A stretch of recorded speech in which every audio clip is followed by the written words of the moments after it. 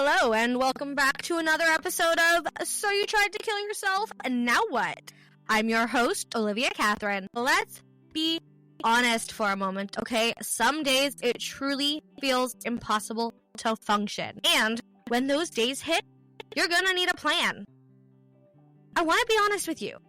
I was about this close to not recording this episode. Not because I didn't want to, okay? But because my seasonal affective disorder, or SAD, it has been kicking my ass lately. Hard. And it's wild because I knew it was coming. Fall onset SAD hits me literally every year, and yet somehow it still manages to catch me off guard like an unexpected plot twist in a bad movie. And honestly, it's been brutal. Here's what's been going on in my brain and body lately. I've had the lowest energy levels. I'm talking like zombie fueled by caffeine in a dream. Persistent sadness, no matter what I do, it's just there and I can't tell you why. Sleep disturbances. Look, as a narcoleptic, I miss sleeping, okay? Changes in my appetite. My binge eating disorder has been on overdrive. And I've been craving carbs like you have no idea. I swear I've gained like 10. And let's not forget the social withdrawal. After dropping last week's episode, I basically went radio silent on all of my socials. The thought of talking to anybody, no thank you. And fatigue. Seriously, I'm a zombie at this point. I also had trouble concentrating. Like, I can barely focus on anything and everything. And lastly, we have those passive suicidal thoughts. Now, let me be perfectly clear. I didn't have a plan or actually want to die, but I did catch myself neglecting my self-care in small but alarming ways. And if you're wondering what passive suicidal thoughts look like, here's a reality check. Not looking when crossing the street. Not doing up your seatbelt when you're in the car. Or maybe it's that you smoked so much weed you damn near perma-fried your fiancé. Yep, that's where I was at, and the truth is, I didn't even have the energy to acknowledge it. And quite honestly, I didn't even have the emotional capacity to even look at the outline of this episode, let alone communicate with my fiancé about how I wanted him to be a part of it. You see, if you joined me last week, you'll know that this episode was supposed to be about relationships after an attempt. But the truth is, I needed this episode for myself this week. I almost let my own mental health struggles silence me. But that right there, that's the entire reason I created this podcast. Imagine if this was a book and I just stopped writing. Spoiler alert, that's kind of how we got here. So let's talk about what actually happened the day that I was supposed to record this episode. I'm going to set the scene for you, okay? I live in a one-bedroom basement apartment in Toronto. Like, you walk in, you see my kitchen, then my bathroom, you see my living room, you see all but my bedroom when you walk in, okay? Like, tiny. And I'm going to be honest with you. Monday morning, I looked around my apartment, and it was in shambles. Like, full-blown, why does it look like a tornado ripped through here? Disaster mode. And you know the thing about physical clutter? It actually feeds the mental clutter. So instead of recording, I obsessively manic cleaned my entire apartment because the mess was just so overwhelming that I literally couldn't function. And by the time I was done, I was so exhausted, I just couldn't. So yeah, that's why this episode is late. And honestly, I do feel a little guilty about it. But at the same time, I don't. Because this is the reality of bad mental health days. Not every day is a push-through day, and that's okay. If I had forced myself to record when I was drowning in exhaustion and brain fog, this episode wouldn't be what I want it to be for you. And I refuse to put that negative energy out into the world. But here's the thing. I also felt like a fraud. How could I sit here and talk about mental health when I was feeling this low? And that's exactly why we need to talk about this. Because bad days still happen. Because mental health just doesn't disappear because you're doing better. Some days, everything feels wrong. Some days, absolutely nothing feels like it's going right. And you know what? That doesn't mean you're broken. It means you're human. And being human means you feel the full range of emotions. even the sucky ones. If you're listening to this right now and you're nodding along thinking, yeah, I've been struggling too, I want you to know this. I see you, babe. You are not alone. I also just wanted to say thank you to every single person who reached out after I posted about this episode being delayed. Your words mean everything to me. I have so much love for you. And if you're not part of the Rewrite Collective yet, that space exists for ongoing support. We're in this together. Before we dive in, let me just remind you, I am not a licensed mental health professional. I'm not here to diagnose, treat, or cure anything. I am literally just a girl going through the motions and taking you along for the ride. But if you're struggling, I urge you to please reach out for help. You can call or text 988. That is the suicide crisis helpline that's actually available in both Canada and the USA. So again, that's 988, and they're available 24/7. You don't have to go through this alone. So let's talk about survival kits. I'm not talking about the ones with flashlights and first aid kits, but the ones that help you mentally survive the hard days. We can't stop bad days from happening, but we can be prepared for them. Let's talk about what goes into your mental health survival kit, shall we? But first, let's be real. Some days feel absolutely impossible. You wake up already exhausted. Everything feels too loud, too heavy, too much. The simplest tasks like showering, eating, or even replying to a text, suddenly they feel like climbing a mountain with no end in sight. And worst of all, you know what might help, but you can't seem to do any of it. Why does this happen? Let's break it down. Let's start with the science behind it. So, first off, when you're deep in depression, anxiety, or sheer exhaustion, your brain isn't thinking about thriving. It's just trying to keep you alive. Long-term goals? Self-care? Forget about it. Your brain is running damage control.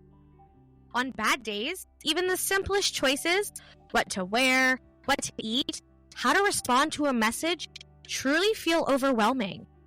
When your brain is overloaded, it just freezes. And on that note, have you ever sat there knowing that you should get up and do something, but just feeling completely incapable? That's your nervous system getting stuck. Instead of fight or flight mode, your brain decides to pick freeze. And then suddenly, hours pass, and you're still on the couch. And then let's get into the emotional side, because usually it starts with the shame spiral. You're probably thinking, well, I just wasted the whole day. I should have done more. Why can't I just push through like everyone else? It's true. Shame makes the hard days even harder. It convinces you that struggling is failing. And you know what's really frustrating? Knowing that fresh air, movement, or even a decent meal could help, but feeling completely incapable of doing those things. It's like watching yourself struggle from the outside, screaming at yourself to just do it, but your body is unable to move. And the truth is, every bad day carries the same terrifying question. What if this means I'm backsliding? What if it never gets better? And that fear alone can keep you stuck. And this is exactly why having a pre-made survival kit can make all of the difference. Because when your brain is shutting down, you don't need to figure out what to do next. You just reach for the tools you've already set up for yourself. Some days, no matter how much you want to be productive, positive, or even just functional, it's not happening. Your brain feels like static. Your body is weighed down, and even the simplest tasks feel like mountains. And I know because I've been there. Hell, I was just there this past week. When you're in that place, I know, logic does not help. You can know all of the tools, have all of the coping skills, and know all of the things that should help, but actually using them, that feels impossible. And that's where a survival kit comes in. It's not about fixing the bad days, it's about getting through them in the easiest ways possible. It's about having pre-made decisions, so when your brain is shutting down, you don't have to think. You can just follow a plan. So let's talk about building your personal mental health survival kit. Because when the bad days hit, the last thing you need is to feel lost and alone. Olivia, what is a survival kit? You're probably asking. Well, babe, it is the same as our toolbox. #pack your kit. Okay, I lied. Almost. They're almost the same. This one is actually a pre-made list or a set of tools that you can turn to when everything feels like it's too much. It literally removes the need for you to think, and it helps you focus on action. Remember, this isn't about fixing a bad day. It's about surviving it with as much ease as possible. This survival kit is literally just that, a survival tool, a lifeline, a safety net for the days when everything feels heavy and impossible. And let's be real, surviving may feel like the bare minimum, but if that's all you can give yourself that day, then you gave yourself 100%. I don't know who needs to hear this, but you have now survived 100% of your bad days. You know what? I'm going to say that again, louder for the people in the back and louder for those who weren't listening, okay? You have now survived 100% of your bad days. So let's make surviving those days easier, okay? By breaking them down into easy, actionable steps. I want you to think of this as the 4 pillars of your personal mental health first aid kit. So, first off, remember, your body and mind are connected. If your body is struggling, your mental state will follow. So let's start there. Every survival kit needs hydration and simple nutrition, because on the bad days, complex meals are out the window. For me, it's usually water mixed with something, whether it be my electrolytes, my favorite nootropic, or even my greens. And then for food, honestly, I tend to order in. And that's okay, because the goal is about fueling your body, not about perfection. And then in your survival kit, we have our comfort items. I'm talking about the soft blankets and the comfy clothes. Here, pants are optional. Bras? Hell no. Truthfully, I embraced my inner Adam Sandler. I rock an oversized hoodie and baggy sweatpants all the time. You can't see me right now, but as I'm recording this, I'm literally wearing like baggy Adam Sandler type shorts. I did have a baggy t-shirt on earlier, okay? Like, I am fully embracing that. It is comfy. Comfort over fashion. And I have a faux fur blanket. It's my emotional support blankie. And you know what? I have no shame in admitting that. Next, in your survival kit, you need a go-to movement. Even if it's just stretching in bed. If I have the energy, you bet your ass I'm out walking. But if I have zero energy, bed stretches. Okay? I saw this reel, and it was about depression stretches you could do in bed. If I can find it again, I'll share it in the Rewrite Collective. But it absolutely changed the way my brain thought about stretching and moving while I'm not feeling up to par. And on that note, can anybody please teach me how to get into yoga? I want to learn. When your mind is spiraling, the truth is, if you give it something else to focus on, it makes the world of a difference. One of those things for me is music and having pre-made playlists. Music can completely change your entire mental state. But what you need changes day to day. So for example, some days I need lo-fi to calm my nervous system. Other days, it's techno and house music to keep me from drowning in my thoughts. And on the days I need to scream cry, you bet Evanescence and Linkin Park are on full blast. Another good thing you can have in your survival kit are affirmations that don't feel forced. Because, let's be honest, fake positivity is annoying AF. Here are 5 simple affirmations that have actually helped me. I don't have to have everything figured out right now. Surviving today is more than enough. I am allowed to take up space even when I'm struggling. My hard days do not erase my progress. Future me will be so proud that I kept going. And on that note, I have a mindset hack for you. What would future be? And on that note, I have a mindset hack for you. What would future me be proud of? And on that, A mindset hack for you. Ask yourself, what would future me be proud I did today? Truthfully, sometimes the only motivation I can find is thinking about how future me will be proud. Whether it's finally taking that shower, or brushing my teeth after 3 days, or just getting this episode out. Remember, small steps count.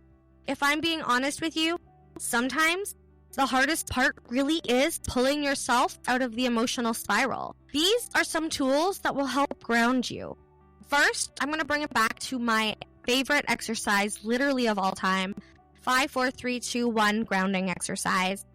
I would like to walk you through it so you can actually use it, okay? So I would like you to get comfortable, look around your room right now, and identify 5 things that you can see, whether it be the texture of your blanket, your pet, or a book cover. And then I want you to identify 4 things that you can feel, such as your feet on the floor or your shirt against your skin.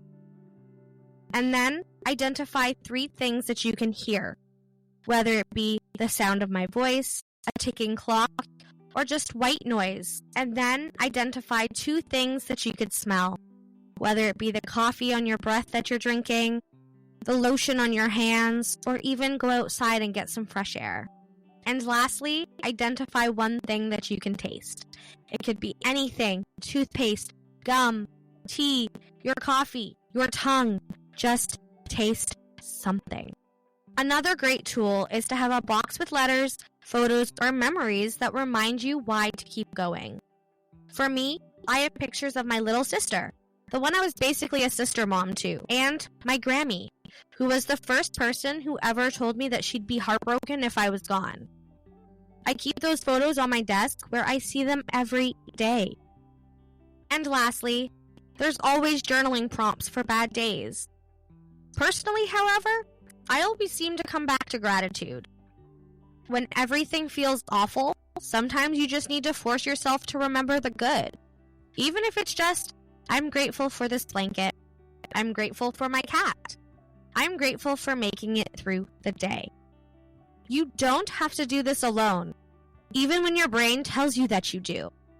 That's why it's important to also have a low-pressure friend or a support system, because it's important to have someone who just gets it. For me, that's my friend Crumple Stump. That's her nickname for confidentiality.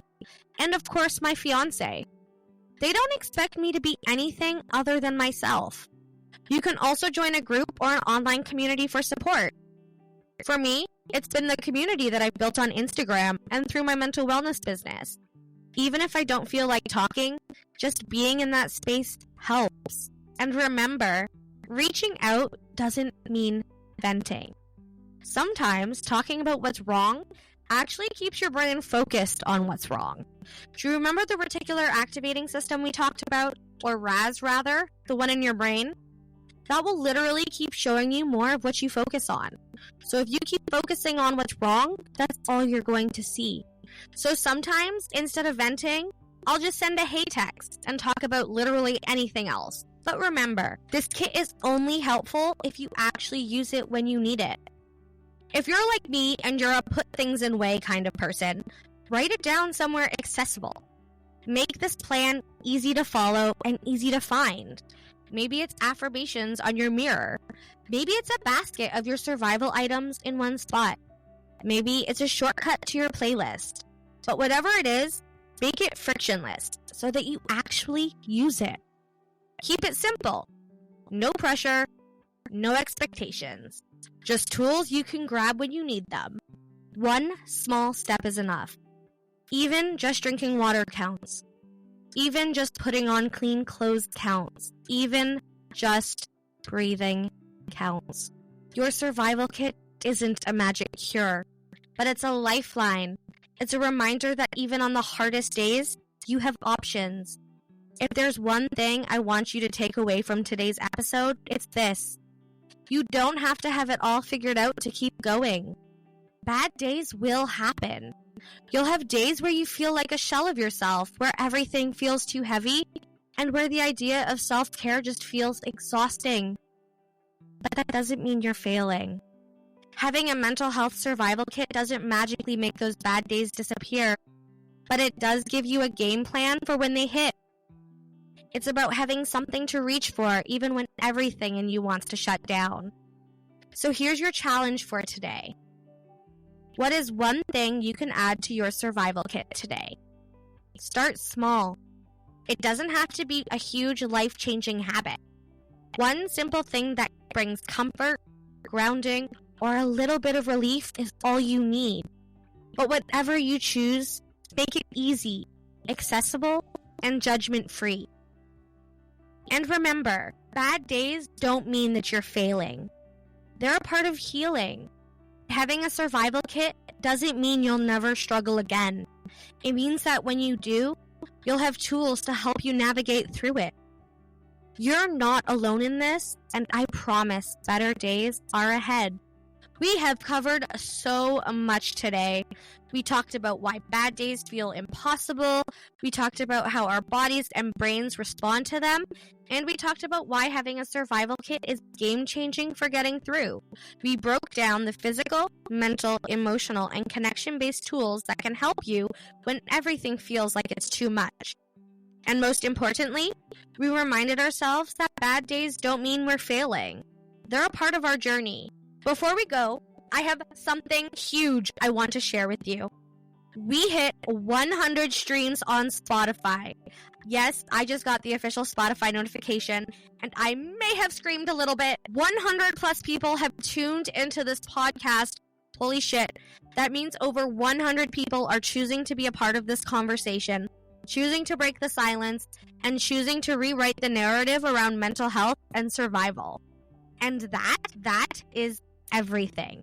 Thank you from the bottom of my heart for showing up, for listening, and for making this space what it is. Before we wrap up today, I would like to take a deep breath with you, and I'd like to ground ourselves in this reminder. Even on my hardest days, I am worthy of care and compassion. Now, say it with me. Even on my hardest days, I am worthy of care and compassion. One more time! Even on my hardest days, I am worthy of care and compassion. Let that sink in. Let it be a truth that you carry with you, because you are worthy. So let's keep this conversation going. If you haven't yet, join the Rewrite Collective and share what's in your survival kit. I'd love to hear. Don't forget, you can also take part in the Pack Your Kit Challenge by posting your toolkit, because when we share, we remind others that they're not alone. Next week, we're finally going to dive into something I know many of you have been waiting for: navigating relationships after a suicide attempt. How do you rebuild trust with yourself and others? How does surviving impact the way we connect? And what does healing look like in relationships? Romantic, platonic, and beyond. And the best part is I won't be doing this next episode alone. My fiance will be joining me for a raw, honest conversation you won't want to miss. One more thing before we go. I just wanted to give you a quick update on the future of So You Tried to Kill Yourself, Now What? To preserve my energy and to keep this podcast the absolute best it can be, I'm shifting to bi-weekly episodes. This will allow me to bring you deeper, more impactful conversations without burning myself out. New full episodes will still drop on Tuesdays, just every other week. And if I have the energy and spoons, I may drop bonus episodes in between. Thank you for your understanding and for being a part of this journey with me. Your support means everything. So until then, take care of yourself, babe. Pack your kit, and remember, you've survived 100% of your bad days so far, and you'll survive this one too. I love you, and you matter, my friend.